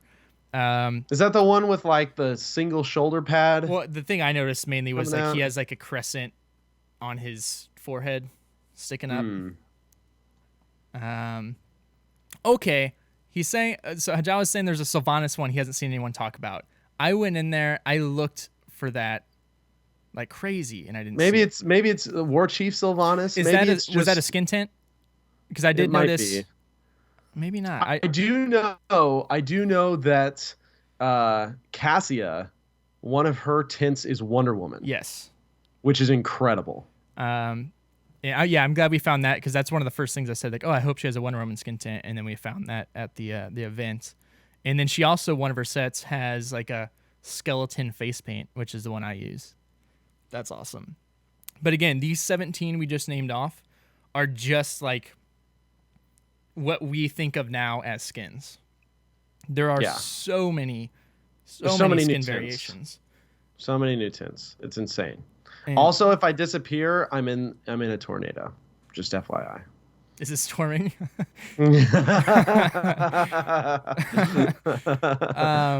But I guess I spent 2 hours just going through this stuff earlier today, and it's definitely going and checking it out. This brings me to a point though, how at the build we were playing at the event, there were some of these skins weren't in there, but there were portraits. There is a portrait in the game right now under like the sketched variation where it's like hand drawn stuff of an undead female that looks like a clothy or some sort of caster. We And don't have an undead. Well, I besides mean, we have Sylvanas. We have but Sylvanas. this is not Sylvanas. This is like an undead tune. So Mm-hmm. I don't know if it's just like, oh, this is a sketch we had. It's cool. Let's throw it in there, or if this is like a little hint Hint. that we may I be getting wouldn't be some sort of undead character. opposed to having an undead character. I would love it. I would Yeah. really love an undead character. It doesn't look think like that'd be one I pretty cool. recognize lore-wise. Then again, I did just admit I'm not the lore guy. So check that out. If you guys have any idea of who that may be, let us know, and we'll talk about it. Is there anything else? So there's probably a ton we did not hit. There's so much stuff in this, like such a big patch. There is something that was at the summit that is not quite in yet, but should be soon. And that is The Uther rework. oh yes, This is a big deal, guys. a real big deal. We can't give you like super details because it's not in front of us and and it's not in the patch notes yet. But I mean, it's been known for a long time now that the Uther rework is coming. And so at the summit they had a version of it, and it's pretty dang cool. It basically kind of hinges around Uther's heals actually giving your allies armor, which is pretty cool. And he has some really cool variations in builds. He can actually go like a full melee off-tank heal build, and then he can go a full-on heal support utility type build. He's got some really cool talents at 7. He's got a cleanse. And this may change, of course, by the time it actually gets into everybody's hands. I think it was like 90-second cooldown cleanse, but every auto attack reduced it by like 5 seconds. There's another one where if he healed people who are like on that same tier, if he healed people who are like stunned or rooted, that the heal would give like a big chunk of armor, like 60 armor or something like that. So tons of people were playing it. Like there was an Uther in almost every game we played, and I think there was one he was in a lot every of fun. game I played. He was a lot of fun. I'm really looking forward to seeing what that ends up with once it gets put into the build. So yeah, I didn't test that out because I was super nervous about it. Playing Uther, who I have not played in forever, with the people I was playing with and against. Didn't want to look like a fool. So thankfully I didn't get stuck in that role. Let's see. So we also had a developer interview that we talked about. I think we covered a lot of these points. There's one more thing. Yes. We forgot, and this is actually in the beta build right now. ETC. Oh. Got some fairly decent changes. The biggest thing is health and regen. His health and his regen were reduced somewhat. His trait, though, which normally gives the attack speed bonus, was completely redesigned. Now, instead of increasing nearby allies' basic attack speeds, Rockstar will grant ETC 20 armor for 2 seconds every time he uses a basic or heroic ability, but it doesn't stack with itself. So he's becoming a little, and this is 20 armor, so both physical armor and spell armor. And so he's becoming, they're tuning him more to be a generic tank.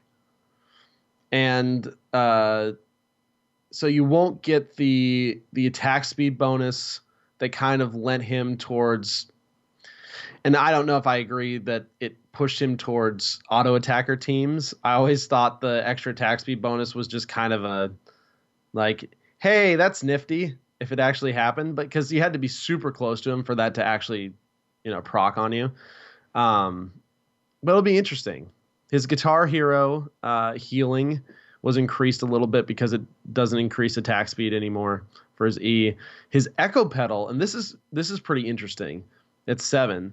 They reduced the damage from 29 to 15, but now the damage bonus against minions and mercenaries specifically was increased from 75% to 250%. So they're very much embracing the if I need wave clear, Echo Pedal is the wave clear, but it's been reduced enough that it's not going to provide a significant amount of extra damage when I'm in a team fight. Correct. So I thought that was kind of interesting. It was. And I didn't know about those changes when I was playing them necessarily. So, yeesh. That was one of the first things I noticed, because I mean, I'm a huge ETC player. And so it's definitely going to change the way he plays a little bit, but I think it'll be good. Yeah. And I know we've been talking about all these changes, and every one of these changes, even Cassia that we've been talking about, it's armor. And right now the developers are definitely on an armor kick.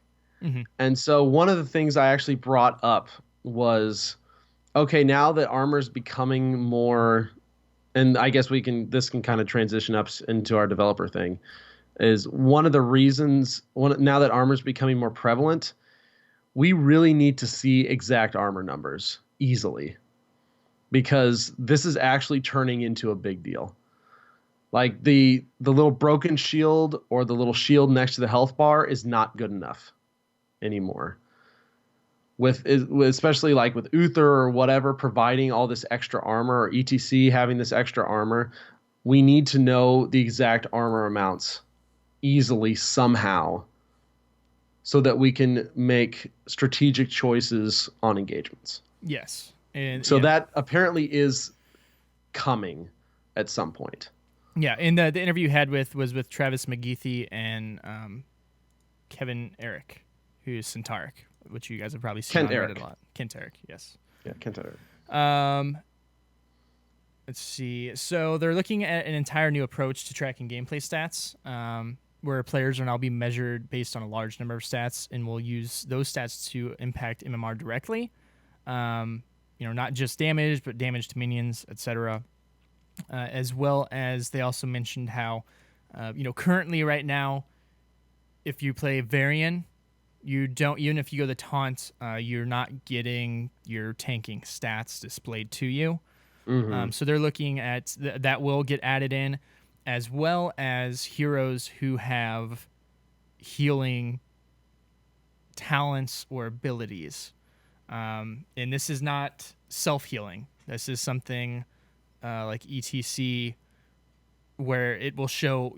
ETC when you take prog rock. Prog rock. It will show what you helped with the team as far as healing numbers. They do not want to display personal healing, because they said there's really nothing good that can come from that, because it's those very heroes, inaccurate. Yeah, because they do such a ridiculous amount of self-healing that it would make you feel almost like possibly, why are you playing a healer? But that's how their kit is built and what makes them effective, because they're taking a lot of damage, so they need that to sustain. So that stuff, won't necessarily be displayed here. What else did we not cover here? They're looking to incentivize upvotes at the end of the game. They've tabled it for now, but may get back to it. One of the things we were talking about and how they had talked about was, possibly giving people golds, like incentivizing it, maybe 25 gold to upvote, and only 1 if you upvoted yourself. And we're like, well, hey, you should take away people's gold if they they upvote for themselves. That way, it's like, oh, I need 1 more to get a legendary status. Yeah, it's totally worth. I'll give some gold for that. That was pretty good stuff here. They're currently happy. That was just our suggestion. That's not something they were necessarily thinking about. They are currently happy with the power of armor and healing, but they are open to changing if they need to, because they have the tools to do so. They said, at one point they were looking at needing to change healing numbers whenever there was people were going the dual support, but then the meta just kind of shifted away from that, and they no longer really needed to. So they're happy where it's at right now, but they have the tools to tweak things because of this new armor system if they need to in the future. More sandbox options are on the way, including getting it on more maps for the new sandbox mode, which is really cool. Yeah, this is really cool. This is something I asked specifically about because right now, sandbox is cool but super limited. So one of the specific suggestions that I was making is for a tournament standpoint, because it's almost impossible to run a tournament or a show match on it, where the team still has to be in control of the little sliders and whatnot. But adding observer support and then adding support so that the observer could be the god admin and none of the team members would be. So now you have almost like a dungeon master. Yeah. They can tweak settings and stuff on the fly that neither of the teams have access to. So they like that idea. And that's probably something they'll do sometime soon if it's not super hard to do. So that's actually super exciting. Question was asked, and this was kind of an open roundtable interview, so it wasn't just us in there. But a question was asked about, what if they had any intention on, like Dota does, where they have mounts and stuff players can buy that directly contribute to the esports. And while that's not really something that they know about, they're not really on the business side, and that's a potential in the future. They did say, they are very involved with the Make-A-Wish Foundation. They helped us out with the Heroes Charity Brawl on that. But WoW has like the different mounts or the little pets you can buy that directly contribute to charity. And that's something that they're definitely open to looking into to see if that's something we could get for real money purchases to help with charity. And this new art system will make that much easier. So, and one of the first things I thought about when they showed this off is this is going to be amazing for HGC teams. We could have HGC banners. We could have HGC sprays. We could have HGC mounts. All that type of stuff is now viable and eventually could be used to either contribute to a team, contribute to a prize pool, contribute to a tournament specifically. All that sort of stuff, they've got a much better framework now for implementing that type of thing and more variety as well. Correct. They are very happy currently with new questing talents and talents that allow you to pick specific counters at certain levels, like Shattering Throw. Probrius's level, 13, that has the different effects on Warp Rift. So they're really excited with how those have been working and looking to continue that progress for reactive picks in the questing talents. They said questing talents is probably one of the things they have gotten the most like unquestioned positive feedback about, which is awesome because I really, really do enjoy those. Maybe not the globe picking ones as much, but I'm not good at rotating lanes. I'm sorry. Gifting. This is a big one. This is something I never thought about, and I'm pretty sure a lot of you listening. But it comes up all the time. It does. Gifting items. They love that idea, but there's a ton that has to go into it in order to get that to work, including legal issues. Because that opens up the opportunity for botting and things like that. So it's not just account theft. Yeah, account theft. It's not just that they don't want to put it in there, but there's a lot of stuff they have to go through, and it's not something that's necessarily close at this point. And it's not even completely on their team either. Yeah, they also talked about BattleNet integrations that have to be done. That is another team as well. So it's all about timing and resource prioritizing. Correct. But they know people want it. Like that was something that came. They know that is a thing. Yeah. We talked about the holiday stuff. Talked about being able to get pretty much anything except maybe promotional or achievement related type items. This was pretty cool. You can hold spacebar or tap spacebar for loot chests to open things faster. Yep. And this is going to be super helpful. And we'll jump into this topic for just a short time. Whenever there's going to be some sort of veterancy rewards. And we'll talk about those specifically in just a second. But there's going to be a lot of loot chests, especially at first. So having spacebar to speed up the animations and pop them open real fast, especially if you end up re-rolling stuff, huge deal. It is, but at the same time, if you have a lot of chests that you're going to be opening here, you probably have a lot of gold. So you want to make sure, like, first chest, like, you figure out what that's going to do. You don't want to accidentally skip through stuff because you'll want to be looking through, see if you want to re-roll or not.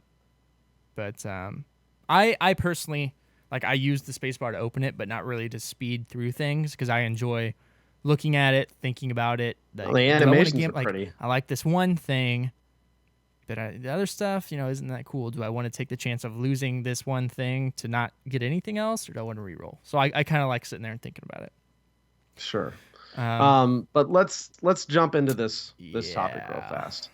So this is a huge, like, there's 2 or 3 like multiple 100 comment threads on the subreddit right now about this.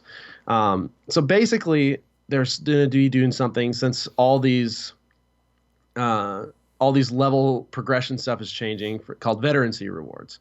And so right now you can get up to a maximum of 70 loot chests when this patch goes live. If you completed at least one hero's match, you get 5 common loot chests. For every 10 account levels, you will get 1 common loot chest up to a maximum of 35. For every 25 account levels, you will get 1 rare loot chest up to a maximum of 20. And for every 100 account levels, you will get 1 epic loot chest up to a maximum of 10. So for a total maximum, if you have all the crazy amounts of hero levels, like 700 hero levels combined, you could get 70 loot chests. People are not happy with this for some reason. I don't know why people hate free stuff. Well, but this is free stuff. And I'm not going to defend these people, but because I know you have. Why don't you tell the argument? Yeah, you have a really good point that I think will help clear this up. But it's understandable the way people are looking at it, why they're upset, because they've spent all this time leveling these up. It will now be harder for them to get levels, therefore they're not getting it's not as easy for them to get loot crates as it is for somebody just getting into the game. So it feels like we're getting gypped on that. And if that's how you're looking at it, you're correct. It does feel like that.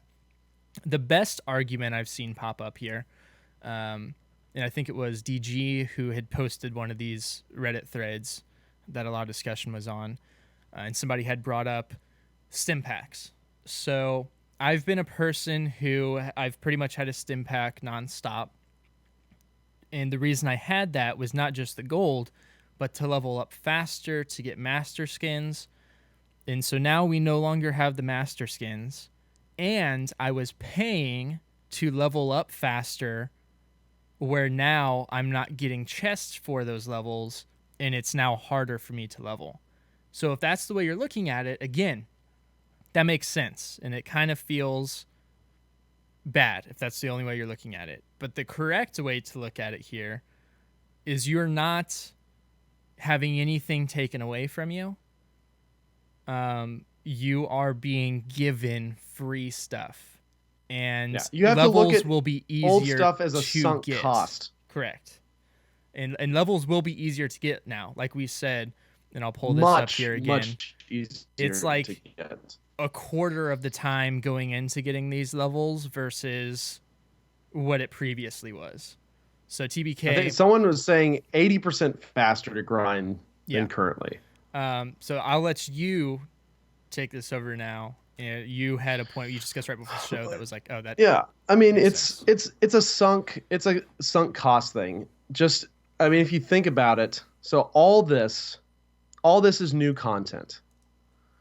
Never before has new content been thrown in, and then you just expect to get it, right? It's just kind of one person used the analogy. When Starbucks comes out with a new drink, I don't automatically get 10 or 70 of that new drink for free because I bought hundreds of drinks from them in the past. I was like, that's a decent analogy. This is Blizzard's kind of thank you for playing, right? And I don't know how they landed on the 70. I'm not sure, but I honestly, as a player who will probably be getting 70 or close to 70 of those loot boxes, I don't know. I feel like that's great. This is the max. If you get the max, that's 280 free items. 280 free items, which is crazy. Yes, a new player could start out and get a bunch of stuff really fast as they level up. But if you started a new account, you would also have to buy every single hero before you could do anything else, which is also a time commitment and whatnot. We've sunk in the time. We've got a lot of master skins. We've bought a lot of other stuff. I don't know. I don't feel like this is unfair in any way. I don't feel like I'm being shafted for not having played more, especially because the new level grinding will be much, much easier than before.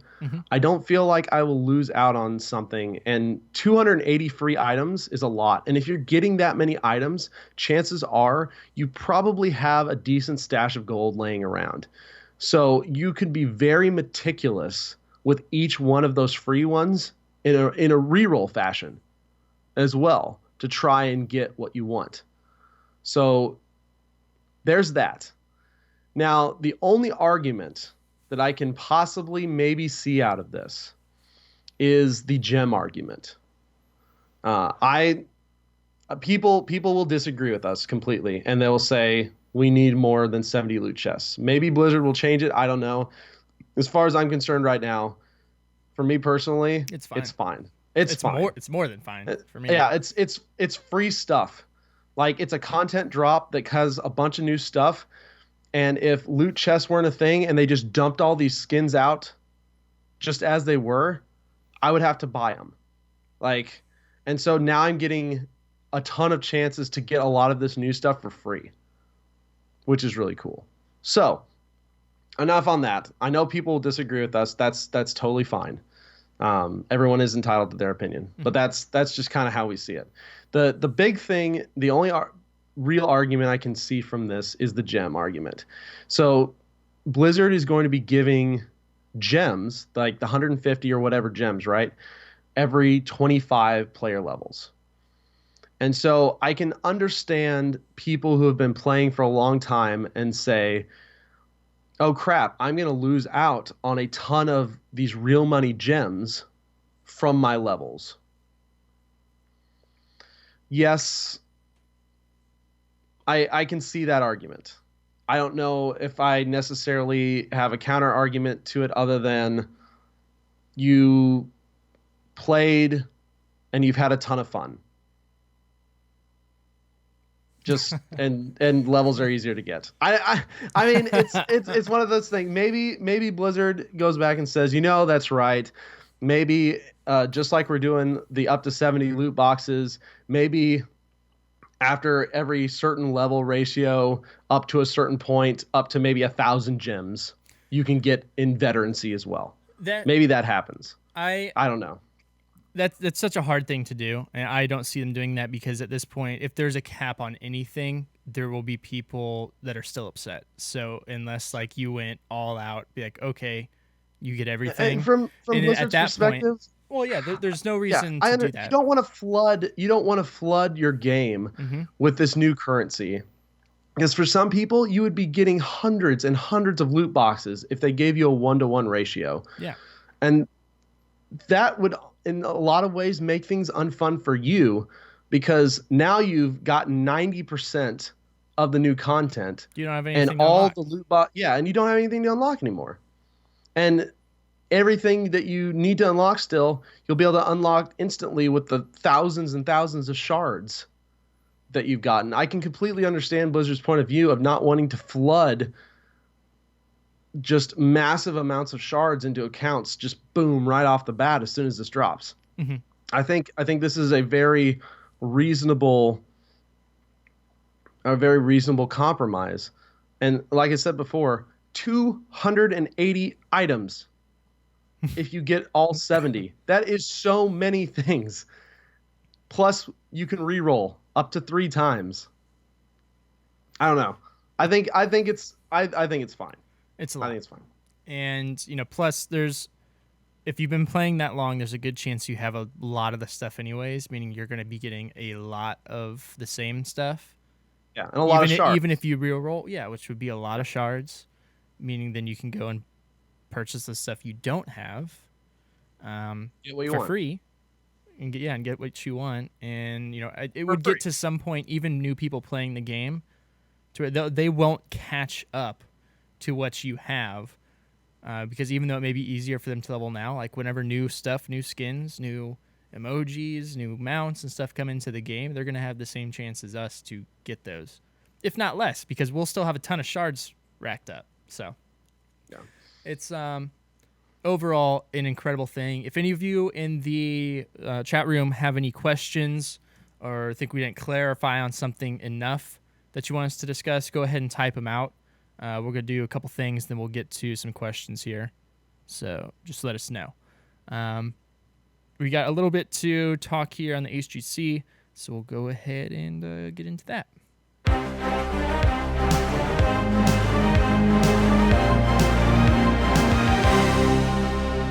DBK, what do we got coming up here for the Heroes Global Championship? So, just a few small bits of news. HGC returns April 10th, so not super far. It's coming. It's coming very quickly, and I'm very excited for it.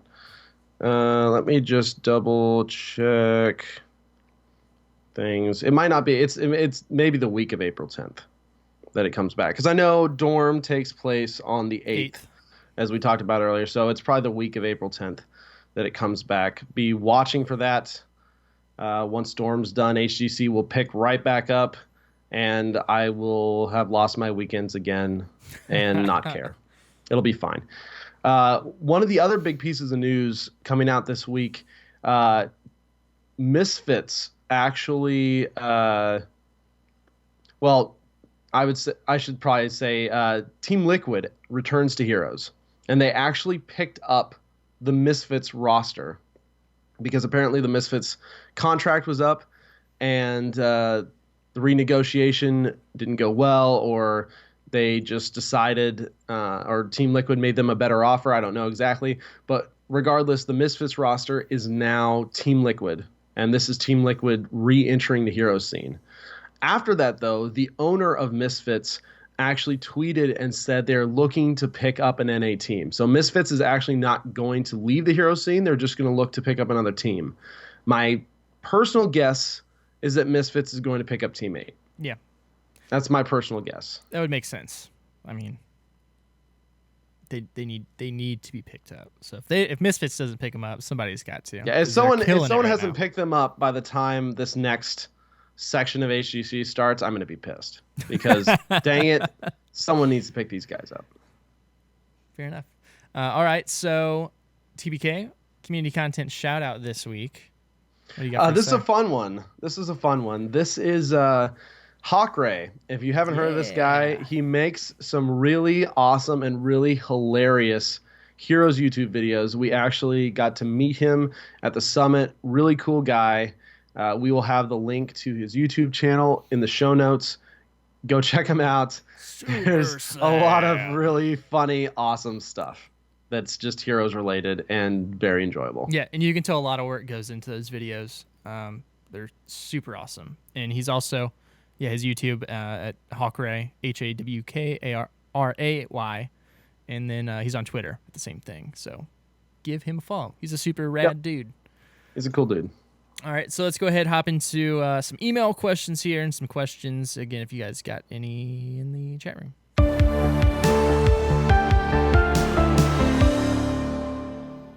All right, so first up, I want to knock this one out of the chat room here real quick from Hajawa, Mike, because I have a perfect answer for it. He said, what announcer pack will be your go-to announcer, and which announcer is not in the beta that you wish was there?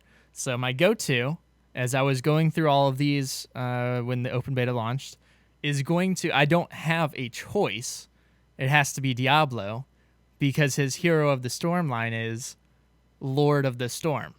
Oh, snap. And snap. That's pretty sweet. It takes the choice away from us. It's pretty sweet. It is a great announcement. We're going to go ahead and claim it. Yes. So whether or not you guys did it on purpose, thank you. Which one is not in the beta that we wish was there?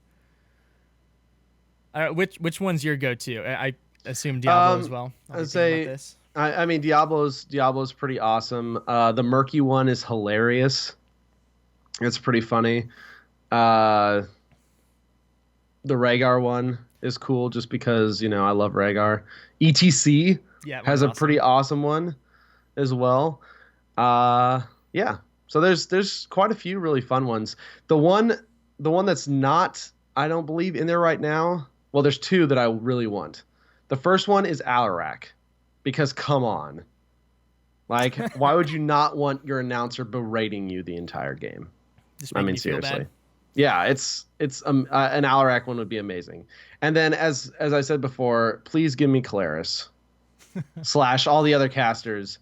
But a Calaris one would be amazing, and you could do some custom lines in case like there was a wipe and the core got to 1% or something and started regenning shield. Mm-hmm. It'd be amazing. I do like the Murky one. I probably won't use it too much just because it's literally like it's not words, and sometimes it's nice to know like when a hero was killed. You can tell, but it's not very clear.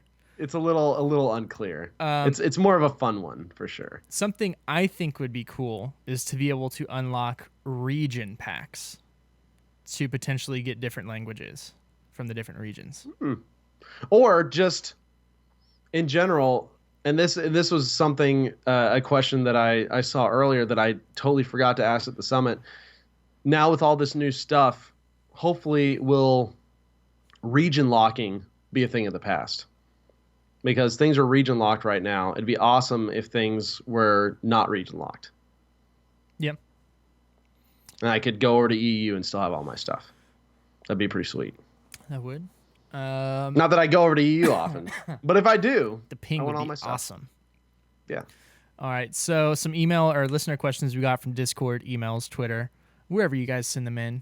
Do we want to hit Draven's first? Since it's well, items no longer be available via loot box / crafting, i.e. the C9 mount. From what we heard, no. There will be certain promotional items that will not be craftable or loot boxable. Yeah. And they may come around again, like if there are certain event things, but considering Cloud9 isn't even in Heroes anymore, it'd be some things will remain special. Mm-hmm. For if you were there during the time, then you got it. I have heard just on this topic, a lot of people suggesting, and I think it would be awesome, is integrating some sprays now for like champions and stuff, and not just the mounts. Yeah, so get, like, banners, sprays, mounts, all sorts of stuff. There's a lot more options, I think. That would be a neat one. First question from emails coming up here from D the Hunter. Are the loot chest rolls decided on when you get the chest or when you open it? He said he's a loot chest whore, and he said, I know in Overwatch, the loot is based on when you receive the box. How much is the increase in gold cost to reroll chests, and is it per chest, or does it carry over from chest to chest? So first and foremost, it is per chest. It resets first rolls 250, 500, 750. As far as are they decided when we get them, I would imagine, especially if that's the way it's set up in Overwatch, that it would be. I don't have any confirmation on that. But I was thinking because of the reroll option, it might generate when you open it. Yeah, well, maybe not the first time you open it, but maybe the I don't know. reroll would. I know the reroll does that for sure. Yeah, that just gets into however their system is. That's a good question. Wow, that's we'll very interesting. We'll have to ask somebody. From Soulcatcher here, he said, "Okay, so I logged into the PTR and have a few questions. He has 5 here. 1, the loot system is essentially the Overwatch RNG looting implemented into HOTS, right? But they also added gems that you have to buy rather than buying things directly. And you can now only buy heroes, loot boxes, stim packs, and featured skins with gems. Everything else is from RNG crates / shard forging. So, let me reread that, make sure I'm getting it correctly. You can buy heroes with gems or gold still. Loot boxes are gems. Stim packs are gems and TBK. Can you get them with I think loot boxes? No. Stim packs. Stim packs are just gems. Just gems, as far as I know. And then featured stuff. You can get stim packs in loot boxes. Yes. But I don't think you can craft stim packs. Mm-hmm. I think that's just gems. Yeah, in the featured skins with gems as well. And then, yes, everything else is created with RNG crates and shard forging. However, as soon as those things come off of the featured list, then those become craftable with the shards as well. Yeah, it's basically going to be a rotation, kind of like the sale is. So there'll be a chunk of stuff you can get with gems that'll also show up in the loot boxes and stuff, and that you can craft. But then those will switch out every once in a while, from what we understand. And then once they switch out of gems, you'll still be able to get them in loot boxes and crafting, but a new thing that you can buy with new chunk of stuff that you can buy with gems will come up. And I believe anytime new stuff comes out, or it probably, at least for the most part, they'll always be featured when they come out new. So that way you can, if you see some, oh, cool, new skin, that's awesome, you can get it with gems right away. Yeah, that and like new heroes and stuff. Like, remember, this is a free-to-play game. Like, that's like their chance to get new, exciting stuff in there for people to want to purchase. So just like we have heroes are 15K gold and then they go down, I imagine they'll be featured for the time frame that they're typically 15K gold or so. So his second question, so under the new system, if I like a mount, I can no longer just buy said mount. I have to buy a loot chest or level up to open a box of random items and hope I get it, or save up shards and purchase it with shards. We kind of answered that one. Yeah. So yeah. If it's in the featured, you can get it with gems. Okay. Otherwise, it's crafting and loot box. His third question we had already answered here about skins showing up as individual skins now. Do you still unlock them as you level a hero, or do they become open from loot boxes now? You do not unlock those from leveling up. It's if you have the skin. Current skins, you'll have all 3 skin tints for it. This is super cool because it gives you so much more flexibility in the old system. Because when I had a hero at like level 7 in the old system, there was a ton of like mount color synergies that I couldn't do because my hero wasn't high enough. Mm-hmm. And this system fixes that, which is super nice because that always felt like a little bit of an annoying limitation. Yeah. Well, it's like in some of them, the skin synergy for this particular skin tint was like the first option for the skin, but the last option for the mount. And it's weird. 4, since you can't buy anything during the beta, does anyone know the conversion between USD and gems, the cost of loot boxes? So they haven't announced a conversion rate that I know of, but you can kind of go in and look right now. And Cassia, it costs 750 gems or 15,000 gold. So you can kind of take a look at that. What is that? The 15,000 gold was like, what, new heroes are $10 when they come out? Yeah. 15,000 gold or $10. So you can kind of look at the $10 and say $10, yes. 750 gems. That's whether or not that's official, we don't know, but that's kind of how it's currently set up right now. That's the closest guess we got. The cost of loot boxes, I believe I got 12 crates for 1,000 gems. Yeah. Yeah, So 12 for 1,000. and you get, once you buy, technically I bought 10 crates but got 2 bonus, then the bonuses go up the further on. Is there a known range of how many shards you might get when you get them in a loot box? Can you get duplicate items from loot boxes? And if so, does anyone know if or how many shards you get? So yes, again, I had gotten 20 shards. I believe that was from a common loot box, and then ranged from duplicates anywhere from like 4 shards up to 400 for legendary. So you can get quite a few. When I opened my 6 initial boxes in the beta, I ended up with like almost 1,200 shards. Granted, I re-rolled a lot. I got like 2 legendaries, a lot of epics. So, and I have a lot of the stuff in the game. So I'm probably going to be getting more shards than the average person. So that's just it's a very... Which, that's actually another bonus for veteran players. Yeah. Because veteran players with all these things will get, on the whole, will get more shards, which means you will be able to craft more of the new stuff for free. Yeah, like I went in, got like the portraits I wanted, got like all the emotes I wanted because those things are cheap. Granted, that stuff won't carry over, but it's kind of nice to mess around with there for right now. All right, next question here from TechShell. How do you feel about the changes overall in the beta will affect people in a negative way? Earlier, while Gizmo's stream was up, he talked about the positives.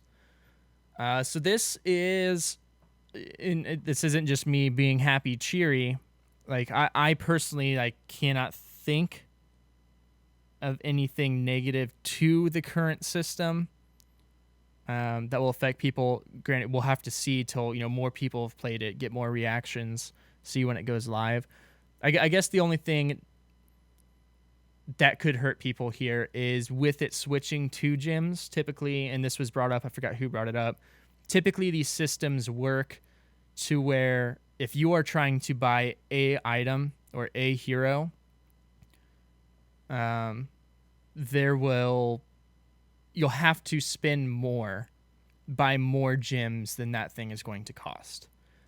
So say you hope that won't be the case, but it may be. That's how it sometimes ends up. Yeah, that's sometimes how business models are set up here. Like auto mounts, yeah. Yeah. So just a guess here, say the new hero is 750, maybe you can buy like 250 gems, 500 gems, 1,000 gems. To where if you buy the 1,000, it's cheaper than buying 500 and 250, but you'd still have that 250 left over. Granted, you'll be able to spend that at a later point, but that's just how it's a mindset thing. Yeah, that's how some of the stuff works. And again, we do not know how this system will work. So he said there's more to the question. There's more to it. I didn't finish the questions. You mean you didn't finish writing the question? Because that's all we got. I was gonna say I think I think I agree with you. I think almost all these changes are going to be really good. I like the strategy going forward. It gives much more customization and power to the user, power to the player, and also allows you to.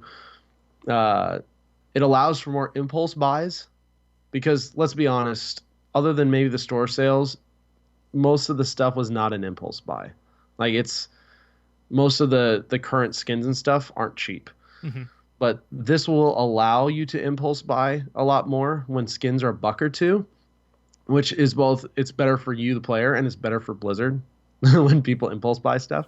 So I mean, it's definitely it's a win-win in that case too, because now I can get the individual tints I want instead of paying for basically what is 3 tints and only liking one of them or 2 of them, right? So I think that'll be good. One other possible negative that we didn't mention up in the patch notes that is a fairly big deal, and I don't want to get into it too much because it may potentially change based on feedback. They did another set of bush culling in several maps. And I don't know how I feel about that. Like one of the big ones I know, they removed the 2 bushes in the bottom lane of Dragonshire right before you enter the bottom lane coming from the top. Those gank bushes. And so I don't know. I'm not a huge, in theory, I'm not a huge fan of bush removals, especially that map, like that bottom lane being the most important map lane in Dragonshire. Having those gank bushes was super nice. This is in some ways, or in a lot of ways, I guess, an indirect slash direct nerf to Dahaka as well. Not only because it's less places to burrow to or brush stalker to, but it's also less to go into the bush and get the movement speed bonus from his trait out of as well. So if if a lot of that was more pointed towards Dahaka global stuff, I'd rather you just nerf Dahaka straight out than just take the bushes out. But at the same time, I it's not as fun to see options taken away, like gank spots and stuff like that. Maybe a few here and there, but it seems like a lot was culled. So I would love to hear Blizzard kind of give a map by map reasoning as to why they removed specific bushes where, and let us know what their thinking was so that we can then give feedback based on that. Yeah. One of the things I'll just reiterate here of, as far as positive stuff, and the thing I'm probably most excited for here is the same thing you kind of hit on, just how open their options are going to be as far as seeing new skins and skin tints being the big thing, because one of the things I always wanted was more skin tints, because we had these such cool skins, but we only had 3 options, and some of them was like, oh, one of these is okay, I don't really like the others. And we have already seen it in the open beta of them just throwing more tints out there, new variations, and the fact that, we have the Berserker Sonya, or the Wrath Sonya, is now a new skin just with her without the helmet is really cool. And they can put that stuff in the game a lot easier now, since they're not having to try and convince people to spend more money on this and come up with 3 tints for it. It's just like real cheap. There it is. Get it, and I will get it. So I think we're gonna see a lot more customization in the game as far as your own personal player experience with everything that's come in. Yep, I love it. I think that is going to wrap it up for the questions here. Unless anyone else has them in chats, we'll hit them up after the show. So real quickly, Woo! We made it. We did. 2-hour episode. Good stuff. That went by real quick, and I honestly could talk about that stuff a lot more. You can find us in game. Type /join lots, or on Discord, where we will have that is pinned at the top of our Twitter. We'll have it in the show notes as well. On Twitter and Twitch at Lords of the Storm, Facebook.com/Lords of the Storm podcast. Email us feedback or questions, lordsofthestorm@outlook.com. We do love 5-star iTunes, Stitcher, and Stitcher reviews. Honestly, we love any review. That's kind of your place to give us feedback on the show, what you like, what you don't like. But those 5 stars do help more people find our show, which we do appreciate. And also our Patreon supporters. You guys allow us to continue to improve this show. They're pretty awesome. The layouts for our overlays for our live show, the new music, some more exciting stuff coming up. It's all because of you guys. So we really do appreciate that. And that's at patreon.com/Lords of the Storm. You can find us individually. I'm on Twitter and Facebook at GizmoZord, as well as Twitch. And on Convert to Raid Presents, the BattleNet News, which we have to change, I think now. I don't know. This is the Blizzard app now. Yeah, but it's the World of Warcraft podcast, also featuring all other Blizzard titles. Multi, who's not here tonight, can be reached at Multizord, and he's also on the Cavalry Show, the Overwatch podcast. TBK, where can you be found? You can find me on Twitter at TBKZord and twitch.tv/TBKZord, where I sometimes stream Chair League. It's been super busy and I hadn't had time, but I want to get into casting Chair League again. And of course, my master's class with Juki, Sunday nights at 7 Pacific, 9 Central Time. We will be back at it this Sunday, going over some replays and map strategies again. So I hope you can join us for that. And also, as kind of a bonus for people who listen all the way down here, we have not forgotten Lords of the Lane. We have not. We have been super busy with all this stuff, with the charity brawl, with all this, the summit and all this new stuff. now that all this is finally settling down, there will be another Lords of the Lane. April. And we will, yes, it will most likely be in April, and we will have more information on that most likely next week. Correct. We want to give a special thanks to our patron producer, Ouroboros Sword, for helping support the show. Make sure you guys get in there, check out the open beta, see what you can find. Don't forget, there's a quest, play 3 games for 850 gems in there. We'll see you guys next week with more on the latest in Heroes of the Storm. See you guys. Bye-bye.